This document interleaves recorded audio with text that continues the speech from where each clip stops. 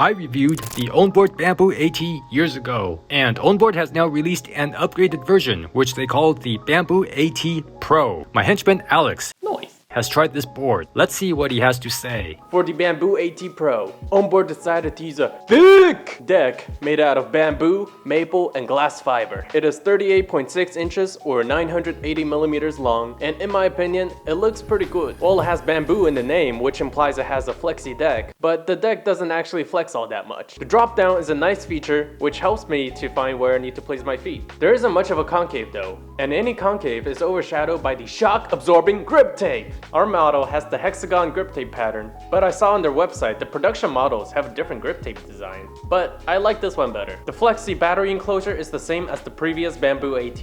Why, ownboard, why? Why is the power button and the charger opposite to each other diagonally? It doesn't make any sense to me. It doesn't have a heatsink like other boards, but I've not had it overheat while riding outside in about 30 degrees C, so I guess it's fine.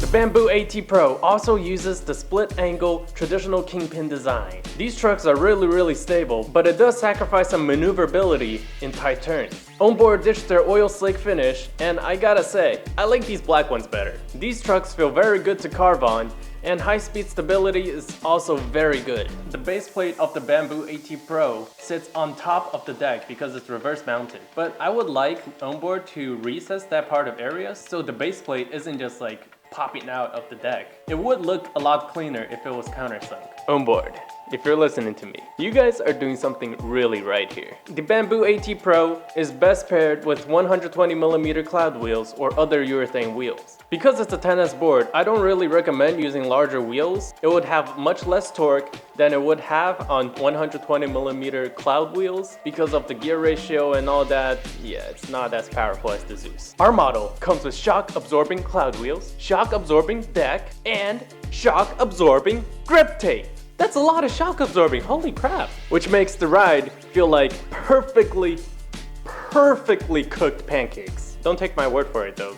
Go try some during the group ride. There are two options for the battery. Either a 14.5 amp hour battery made of Samsung E29 cells or a 17.5 amp hour pack made of Molicel M35A in a 10S 5P configuration. We got the Molicel version and I got a range of 43 kilometers in a single session, while I weigh like 80 kilograms or like 176 pounds. Damn, I'm fat. It was done mostly on flat pavement, and I took it out on some dirt roads as well. With the included 5 amp charger, it takes 4 to 5 hours to charge from flat to full. The Bamboo AT Pro uses the same Hobbywing ESC that's found in its bigger brother, the Zeus. Being a 10S board, the acceleration off the line is not as powerful as 12S, but it's plenty for a lot of people. After the first ride of it, I had to do a double take because it was a lot more powerful than other 10S boards that I tried before. It's probably because of the higher amperage version of the ESC. It uses a standard Hobbywing remote. Speed modes 1, 2, 3 are beginner modes, and triple click the function button and it brings you into the turbo mode. What you get in the turbo mode? More power, baby! A lot of things contribute how the power feels on a board, including battery, ESC, gear ratio, wheel type, and etc. I got a top speed of about 49 kilometers an hour, and it was really stable at that speed as well. It uses 63-68 motors, which is a very popular option for a lot of manufacturers. I personally use these motors multiple times in my DIY builds, and they're good performers while being quite silent. But as Daniel said before, the size doesn't matter as much as you think. I'm not a huge fan of how this board looks with its chonkers deck and the countersunk nuts that are visible on top of the deck. The Bamboo AT Pro font on the bottom side of the deck looks quite meh as well, but other than that, it's a pretty good looking board. I like how ownboard laser engraved their logo onto the deck, and the grip tape design looks pretty nice as well. Nice. Not everyone is a fan of carbon decks these days, and the ownboard Bamboo AT Pro fills the wants of those who want a flexi deck and a more traditional looking wooden deck. While it's not as powerful or flashy as its bigger brother Zeus Pro, but I've had a lot of fun carving on the bamboo, and I found myself more comfortable going over grass or gravel on the Bamboo AT Pro with its flexi deck. Nice.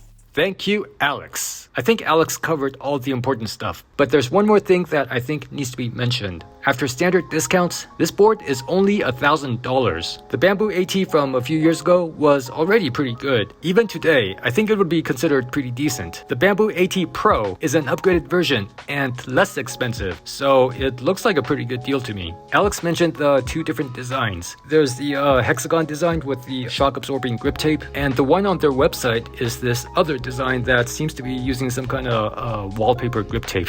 I also like the hexagons more, but I'm not sure if they sell that. You gotta ask ownboard about that. Anyway, in my opinion, the highlights of this board relative to its competitors are its comfort and its price. If this video has been helpful, please give it a like, and if you decide to get this board, feel free to use my referral discount code, DKwan.